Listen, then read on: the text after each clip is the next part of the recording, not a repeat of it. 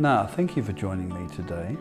You've said that you use authenticity in the classroom. What do you mean by that and how do you do it? Well, thanks for having me, Shane.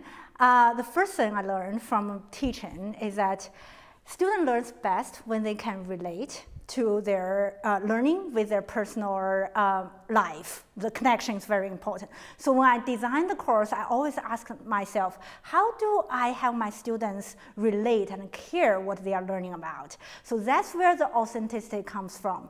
For example, in my agribusiness management class, I tell my students at the beginning of the class, at the end of class, each of you will walk away with a business plan of your authentic business ideas.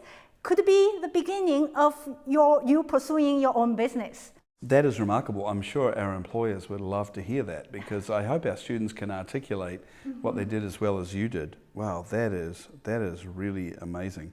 Can you please tell me more about agricultural and resource economics and what jobs our graduates get after they, what jobs they're applying for and what they get after when they've been able to tell a story about the amazing things they've done in your class? Yeah, that's a great question. So many, students, including students or many colleagues in the field, always pause agriculture and resource economics. So are you agriculture? Are you resource? The keyword is economics. So it's economics of anything related to delivering food, water to the world. Energy? So, yes, exactly.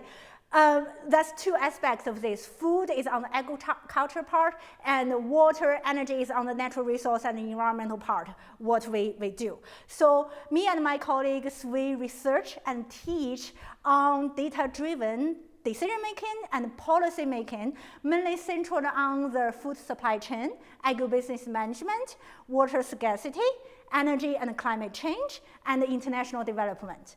So our students really are learning, are trained in the intersections of food, agriculture, business, and natural resources like water and energy. So, not surprisingly, and I was thrilled when I heard about it, you're our first professor of practice in that department, in the Agriculture and Resource Economics department. And when you were hired, your department head, Gary Thompson, said that, whatever you do, it's going to be innovative because you're an expert teacher. Little do we know how expert you are. We'll get onto that in a minute. But how did you approach what Gary said when he said, whatever you do, you'll be innovative?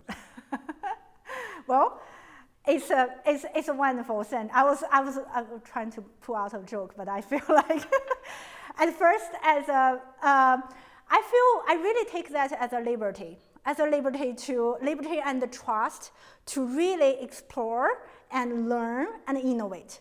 So I really put my foot down and look around and seek out as much as opportunities I could to really advance myself and situated at the new institution. So what is it you love about being in the classroom and teaching students?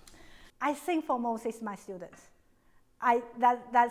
That's the whole why I do this, and that's my motivation. And it boils down to the relationship and the trust that my students have given to me, and I would say I have mindfully cultivated. So in my classroom, you can see I'm more of a people person, that I love the connection. Which is not something people think of economists, right? We love numbers, numbers only. Yeah. The dismal science, yeah. So I think as a core, any human will longing for that belonging and that connection and identity to a certain group, which I feel like this is just how we function. And that, therefore, with that, I kind of intentionally, mindfully to cultivate this open, caring, but also very effective, efficient learning environment for all my students to thrive. And in the end of the day, to me as a teacher, they're really trying to figure out ways to teach most effectively to our students, is that I feel that trust and relation is really the key to engage students to what I want them to learn. So that is what I enjoyed most to work with my students. Wow, that's amazing. That is phenomenal. Thank you. Thanks for sharing that. It really demonstrates how important it is for us to have really passionate, really professional, really smart teachers, and put all those together, and what a difference it makes. So, Na, thank you so much for meeting with me today. I could sit here talking with you for the next, 3 weeks probably, but I look forward to having more conversations with you. But thank you again. We're privileged and honoured to have you as part of our faculty, and I'm so grateful that you're able to share everything, all your energy, all your passion, everything you can with our students. Thank you so much. Thank you so much, Shane, for the opportunity. Thank you.